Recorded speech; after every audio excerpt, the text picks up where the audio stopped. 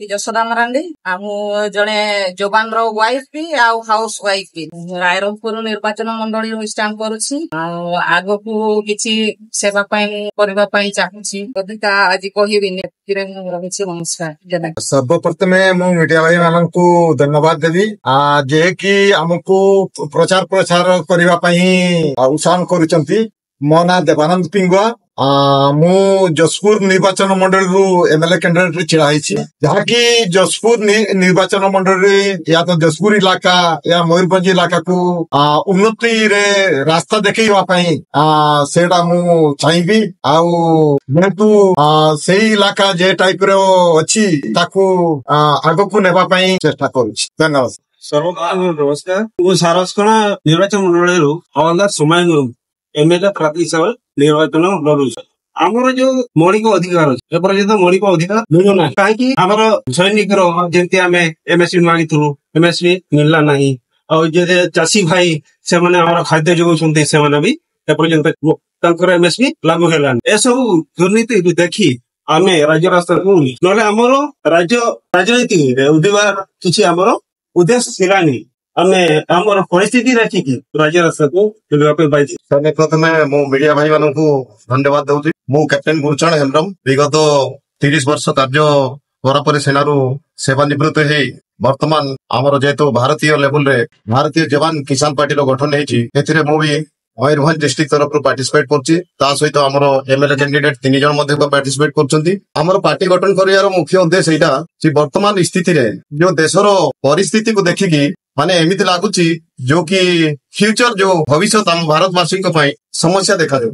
ତା ସହିତ ଏହା କିଛି ଦିନ ପୂର୍ବରୁ ଆମର ପ୍ରତ୍ୟେକ ସଂସ୍ଥାରୁ ସରକାର ପାଖରେ ପ୍ରସ୍ତାବ ରଖିଲେ କିନ୍ତୁ ସରକାର କୌଣସି ଧ୍ୟାନ ନଦେଲେ, ଯାହା ଫଳରେ ଆମକୁ ରାଜନୀତିର ବାଟ ଆପଣାର କରିବା ପାଇଁ ପଡିଲା। ନହେଲେ ବର୍ତ୍ତମାନ ଆମକୁ ଘରେ ବସିକି ଆମର ନିଜର ପେଟ ପୋଷିବା ପାଇଁ ତ କିଛି ଆସୁଛି, ସେଥିରେ ବି ଆମେ ଶାନ୍ତିରେ ରହିପାରିଥାନ୍ତୁ। କିନ୍ତୁ ସମାଜରେ ଦେଶ ଭିତରେ ଉପଯୁକ୍ତ ରାସ୍ତାକୁ ଆପଣାର କରିବାକୁ ହେଲେ ରାଜନୀତିକୁ ନ ଆସିବା ପର୍ଯ୍ୟନ୍ତ ଆମର କୌଣସି ବକ୍ତବ୍ୟର ମୂଲ୍ୟ ରହିବନି। ତେଣୁ ଏଇ ସବୁ ଜିନିଷକୁ ମୂଲ୍ୟାଙ୍କନ କଲା ପରେ ବର୍ତ୍ତମାନ ଆମର ଭାରତୀୟ ଯବାନ କିଷାନ ପାର୍ଟି ଗଠନ ହେଲା ପରେ ଆମ ଓଡିଶା ତରଫରୁ ବି ମ୍ୟାକ୍ସିମମ୍ ପାର୍ଟିସିପେଟ କରୁଛନ୍ତି। ଏଥିପାଇଁ ସମସ୍ତ ମେମ୍ବରଙ୍କୁ ମୁଁ ଧନ୍ୟବାଦ ଦେବି। ତା ସହିତ ବର୍ତ୍ତମାନ ଆମର ଭୁବନେଶ୍ୱର ଟିମ୍ରୁ ଯିଏ ନେତୃତ୍ୱ କରୁଛନ୍ତି ଆମ ଅଲ୍ ଓଡିଶାକୁ, ତାଙ୍କୁ ମଧ୍ୟ ମୋ ଆନ୍ତରିକତାରୁ ଅନେକ ଅନେକ ଧନ୍ୟବାଦ ମୁଁ ଅର୍ପଣ କରୁଛି। ତା ସହିତ ଆମ ମୟୂରଭଞ୍ଜ ଡିଷ୍ଟ୍ରିକ୍ଟ ତରଫରୁ ବି ମୁଁ ସର୍ବପ୍ରଥମେ ମୁଁ ଆମର ଜଗତର କଥା ଶ୍ରୀ ଜଗନ୍ନାଥଙ୍କ ମହାପ୍ରଭୁଙ୍କ ପାଖରେ ପ୍ରାର୍ଥନା କରି ଆମର ଆଜିର ଏଇ ଜୟ ଯବାନ ଜୟ କିଷାନ ଯୋଉଟା କି ଆଜି ଭାରତୀୟ ଜନତା ଯବାନ ଆଉ କିଷାନ ପାର୍ଟିର ତରଫରୁ ମୁଁ ଶ୍ରୀମତୀ ବିଦୁଲତା ଓଝା ଆମର ଭୁବନେଶ୍ୱର ପ୍ରାର୍ଥିତ 51ରୁ ମୋର ପ୍ରାର୍ଥୀପତ୍ର ଦାଖଲ କରିବା ପାଇଁ ଯାଉଛି। କାରଣ ଆମର ଭୁବନେଶ୍ୱରରେ ଯୋଉ ରହିଛି 3ଟି ଉତ୍ତର ମଧ୍ୟମ ଆଉ 51ର, ମୁଁ 51 ପାଇଁ ନିଜେ ପ୍ରାର୍ଥୀପତ୍ର ଦାଖଲ କରୁଛି। କାରଣ ଆମେ ଚାହୁଁଛୁ ଏଇ ଯୋଉ ଯବାନ ଆଉ କିଷାନ ପ୍ରତି ଗାଁରେ ଅଛନ୍ତି, ତାଙ୍କ ପାଇଁ ଯୋଉ ଅନ୍ୟାୟ କରାହେଇଛି ଆମେ କେମିତି ଏଇ ଯୋଉମାନେ କି ଆଜି ଏ ଭାରତ ବର୍ଷରୁ ଆମ କୃଷି ପ୍ରଧାନ ଦେଶ, ଯୋଉମାନେ କି ତାଙ୍କର ଅକ୍ଲାନ୍ତ ପରିଶ୍ରମ କରି ହାଡ଼ ପରିଶ୍ରମ କରି ନିଜ ସିନ କାକର ସହି ଅକ୍ଲାନ୍ତ ପରିଶ୍ରମରେ ଆମକୁ ଦାନା ଯୋଗାଉଛି, ତାଙ୍କ ପ୍ରତି ଯୋଉ ଅନ୍ୟାୟ କରାଯାଉଛି ତାକୁ କେମିତି ଆମେ ହଟେଇବୁ। ଗୋଟେ ଚାଷୀ ଆଜି ଆମକୁ ଖାଦ୍ୟ ଯୋଗାଉଥିଲା ବେଳେ ଆମ ଜୀବନ ରକ୍ଷା କରୁଥିଲା ବେଳେ ଆଉ ଜଣେ ଆମର ଯବାନ ଯିଏକି ଆମକୁ ସୁରକ୍ଷା ଦଉଛି, ଆମକୁ ଭାରତ ବର୍ଷରେ ବଞ୍ଚେଇ ରଖିଛି, ଜଣେ ପିଠୁକୁ ଦାନା ଦେଇ ରଖୁଛି, ଆଉ ଜଣେ ଆମକୁ ସୁରକ୍ଷା ଦଉଛି।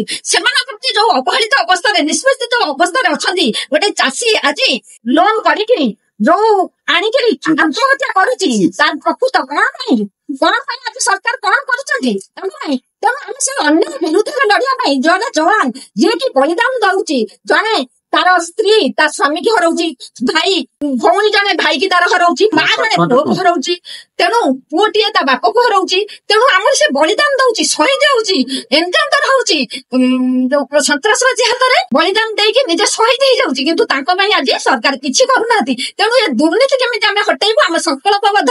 ଖାଲି ଯେ ଆମେ ଯବାନ କିଷାନ ପାର୍ଟିକି ଦଉଛେ, ତାର ଆମର ଯୋଉ ଯବାନ କିଷାନ ପାର୍ଟି ରହିଛି ଆମର ତାର ସାର୍ଥକତା ପ୍ରତିପାଦନ କରିବୁ, କିନ୍ତୁ ଆମେ ସାମାଜିକ କ୍ଷେତ୍ରରେ ସର୍ବାଙ୍ଗୀନ ଭାରତର ଉନ୍ନତି ଦରକାର। ଯେହେତୁ କୃଷି ପ୍ରଧାନ ଦେଶ, ଆମେ ଚାହିଁବୁ ନାରୀର ସୁରକ୍ଷା, ଆମର ଯୋଉ ମଦ ସବୁ କରାହେଇକିରି ଯୋଉ ଦୁର୍ନୀତି ସରକାର ଚଲେଇଛନ୍ତି ତାକୁ ବି ଆମର ପ୍ରଭାବ ପକଉଛି, ଯୋଉଟା କି ସ୍ୱାସ୍ଥ୍ୟ ପକ୍ଷେ ହାନିକାରକ।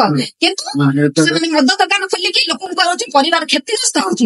ତାପରେ ହସ୍ପିଟାଲ ଅଛି, ସ୍ୱାସ୍ଥ୍ୟ କ୍ଷେତ୍ରରେ ବି ହସ୍ପିଟାଲ ଅଛି, ଡାକ୍ତର ନାହାନ୍ତି, ଉପଯୁକ୍ତ ଉପଯୁକ୍ତ ଚିକିତ୍ସା କରୁ ରୋଗୀଟିଏ ନ ପାଇକି ମରୁଛି। ଶିକ୍ଷା ଅଛି କିନ୍ତୁ ସ୍କୁଲ ଅଛି କିନ୍ତୁ ଟିଚର ନାହାନ୍ତି, ଯାହାଫଳକୁ ଶିକ୍ଷାଦାନରୁ ପିଲାଟିଏ ବଞ୍ଚିତ ହଉଛି। ଏଇ ସବୁ ଆମେ ସର୍ବାଙ୍ଗୀନ ଉନ୍ନତି ପାଇଁ ଆଜି ସମସ୍ତେ ଆଜି ମଇଦାନକୁ ଓହ୍ଲେଇଛୁ।